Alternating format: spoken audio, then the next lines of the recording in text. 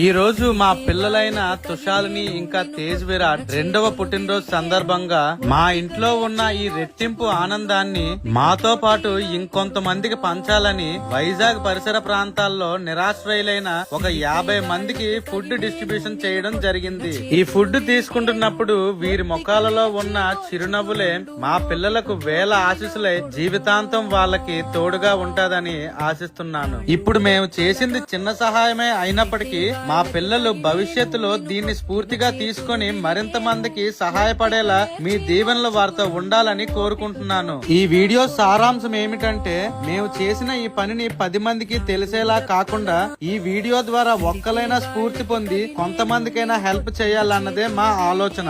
ఈ వీడియో ద్వారా కొంతమందికైనా సహాయం అందుతుందని ఆశిస్తున్నాను. Thank you.